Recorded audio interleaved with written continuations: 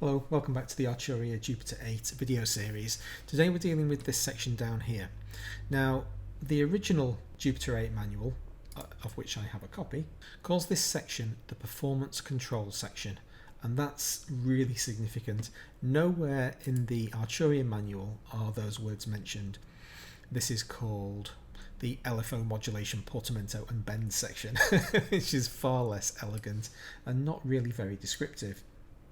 It's a performance control section. It's all about dynamic control of the keyboard. Now, I'm not a performer. I don't play the keyboard on stage. I write music in my office. And so this section is of less value to me than it might be if you were on stage using it. But that's not to say it doesn't have value, but I'm just kind of drawing your attention to the context of this area of the keyboard.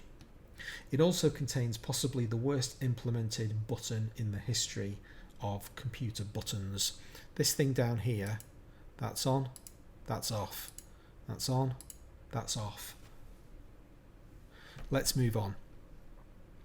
So firstly, we've got these three bend sections. This is all about the pitch bend wheel. Now if I move the pitch bend wheel, you can see down below, there it is. So if I pick this thing up and drag it with the mouse, that's having the same effect. So if I drag it all the way over to the right and let go, it goes back just the same way as the pitch bend wheel does. So these three controls with their corresponding two sliders underneath allow you to assign the pitch bend wheel, to various controls. So at the moment everything's on. These toggle switches here are on-off buttons, so everything's on. If I increase this slider to +9 semitones, that means that when I move the pitch bend wheel, the pitch of the key is going to go up by 9 semitones. C up to A, 9 semitones. Nice and simple. But we can also turn off the control of either VCOs 1 or 2. So if I mix two oscillators together,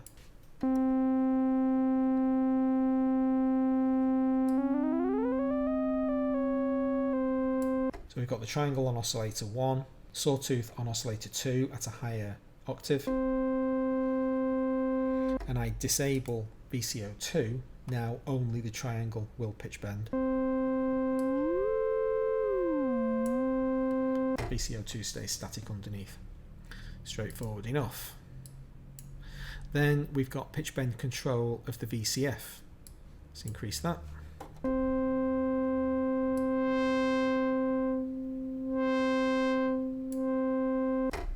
So that's basically virtually affecting the cutoff rate.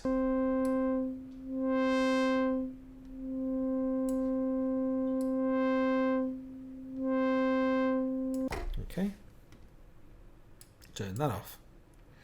Now this mod control over here is the LFO modulator. It's not immediately obvious. I've got both of these controls on at the moment.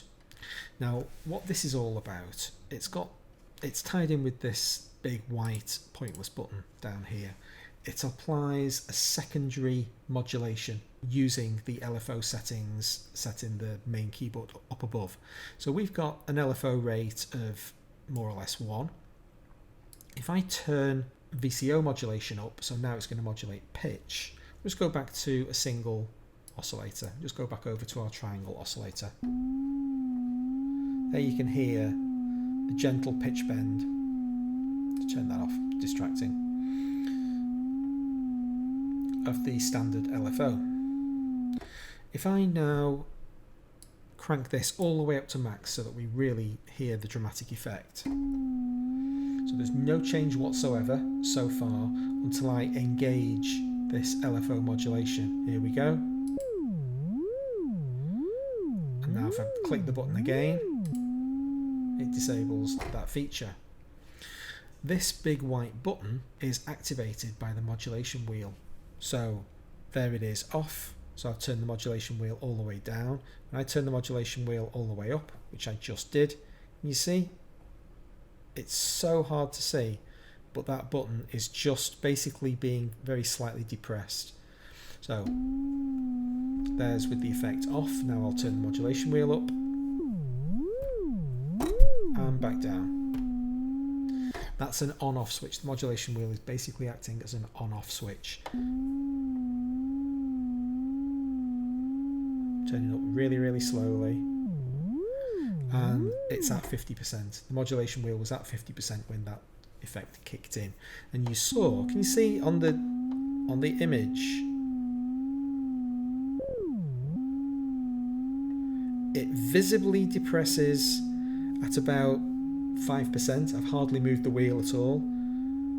The effect doesn't actually trigger until 50%. It's just, I really don't like the implementation of it, but it is what it is.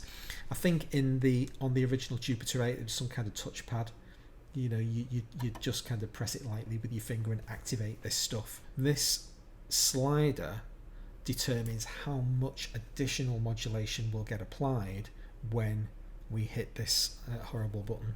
So if I bring this down a little bit more subtle, now got a fairly subtle effect to start with. You can see it in our oscilloscope. And when I click the button,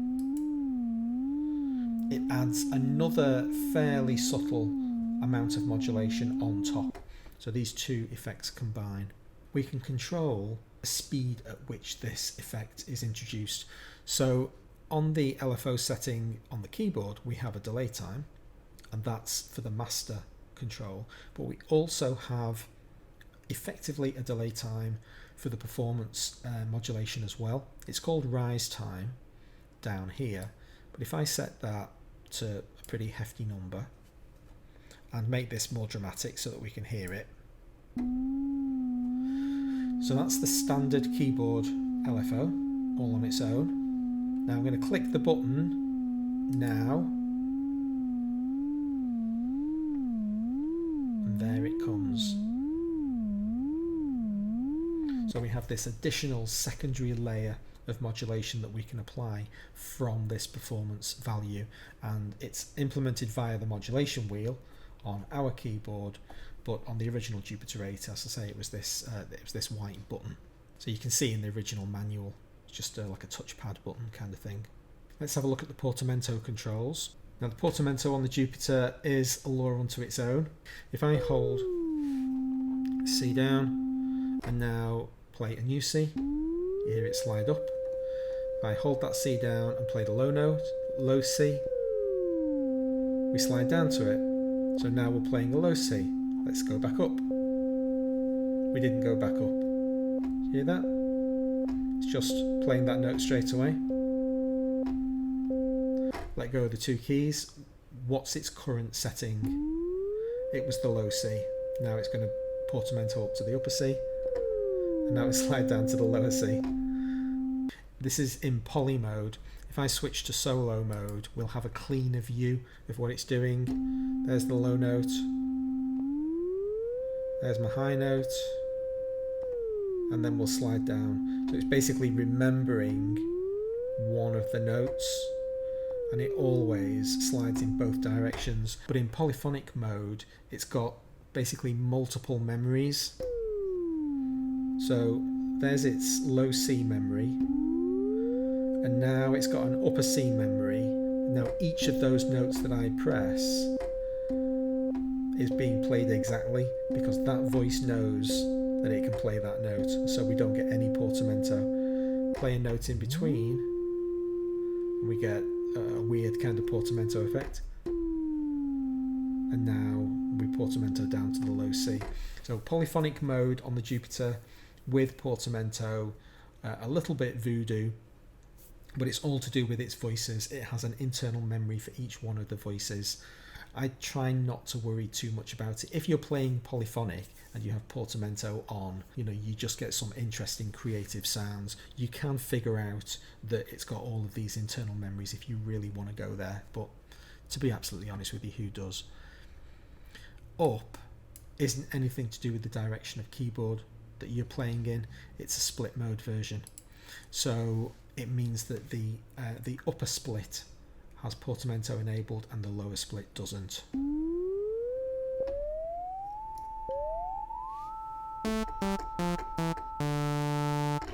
Okay, that's the performance controls section dealt with. Hope you enjoyed this video and found it useful. If you did, please consider subscribing and hit notifications for the next video.